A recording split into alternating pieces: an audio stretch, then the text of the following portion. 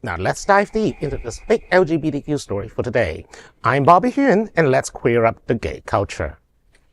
Cincinnati Pride cut ties with anti-DEI sponsors. Cincinnati Pride is sending a powerful message this year. You can't celebrate us while abandoning us. The Ohio-based LGBTQ nonprofit announced it will no longer accept corporate sponsorships from companies that have backed away from diversity, equity, and inclusion efforts, or known as DEI.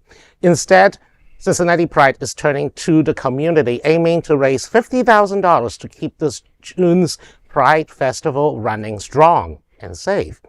As of now, they have raised about 77% of that goal, with just over $38,000 collected.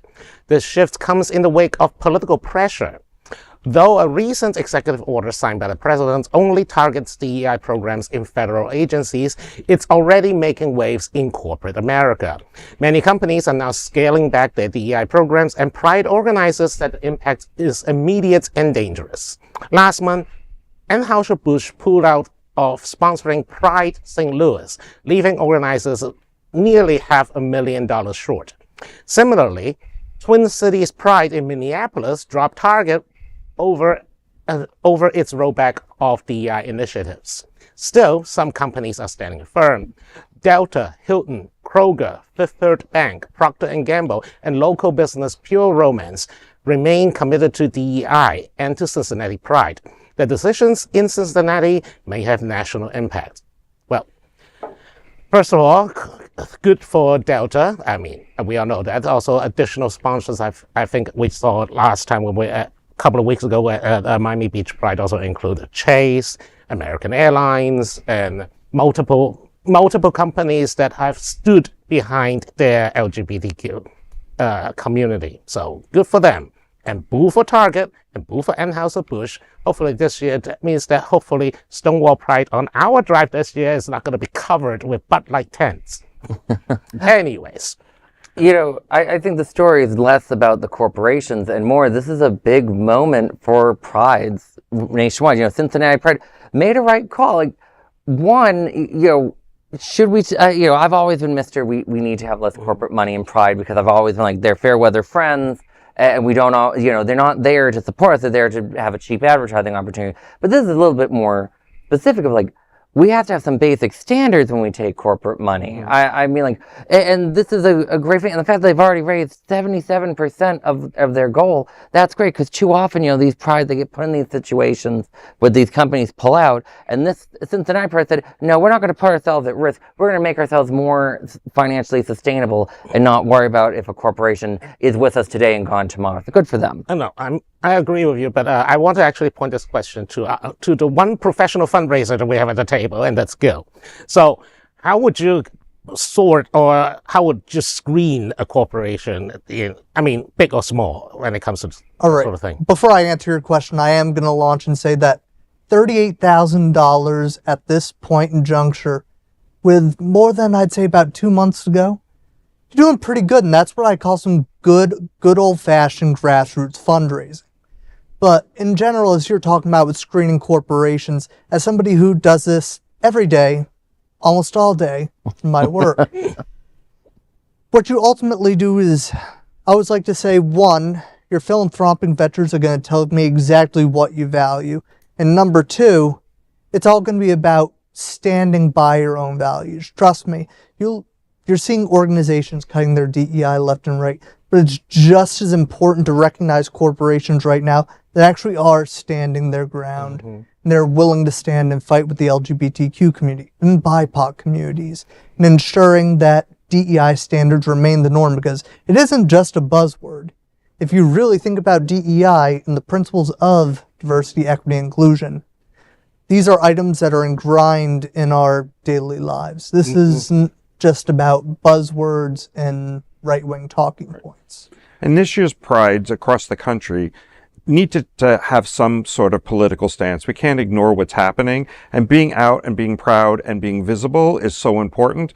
And partnering with organizations and companies that aren't kowtowing, we need to support them. They may not all be able to support all of our events that are happening. So we can't get angry at Delta Airlines if they don't want to support, say, St. Louis Pride, but they're doing the Atlanta Pride. I think we also have to recognize how many people are going to be going after a smaller group of people, and everyone's going to the same pond for funding. And that's always a problem. It's a problem here in Wilton Manors. If their goal is they already raised 38,000, is that what it was, out of 50,000?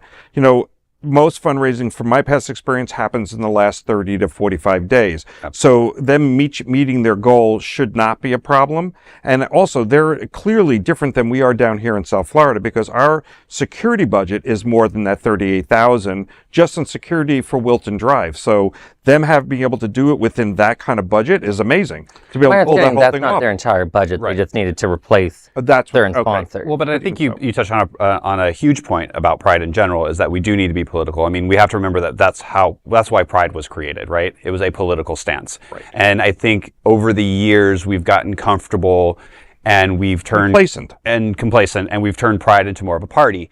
And there's always been this argument between the companies that are there, is it's just a big, commercial for them. Do they really support the LGBTQ community at large, or are they just, cashing in June and disappearing?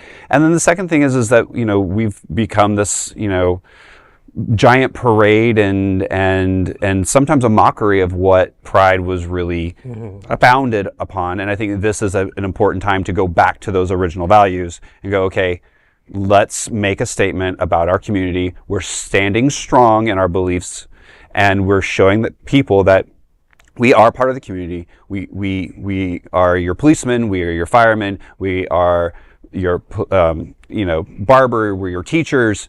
We hold regular jobs just like you do. Right. And we are your neighbors. And these companies that are with us are the people who employ us.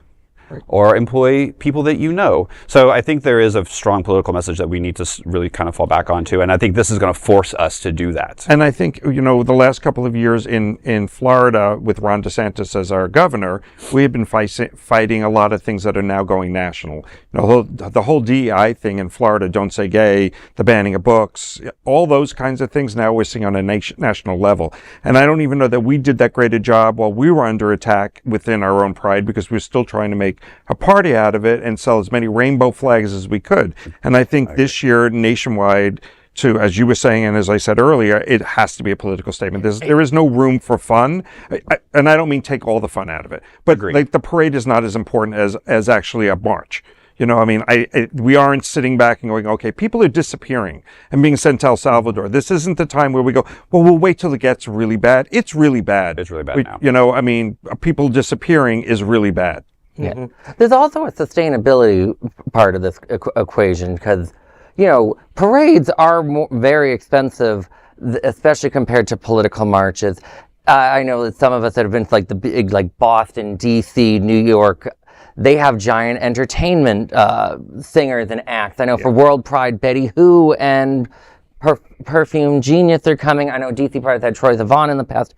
That's a lot of money, guys. And I was like, I love Troy. Maybe it's okay if he just shows up and gets drunk and doesn't get paid $80,000 to entertain us. Like maybe it's okay for Pride to be something that isn't trying to be the most biggest thing of all. And as a political statement, you're more likely to get some of these celebrities to come out for free because they're standing up for a cause as opposed to just entertaining. Absolutely. It's a whole different animal at that point. And I just want to remind everyone, especially younger generation, that Pride starts as a political protest. Stonewall starts as a street riot. We cannot make ourselves complacent and just basically hide behind the party gear. And also, specifically for Stonewall Pride, I get a lot of social media stuff that people complain about. Oh my God, we need to pay to get into the Pride. I'm like, yes, because just for the security alone to protect us, especially in the past years of heavy unrest and escalating threats against our community in particular,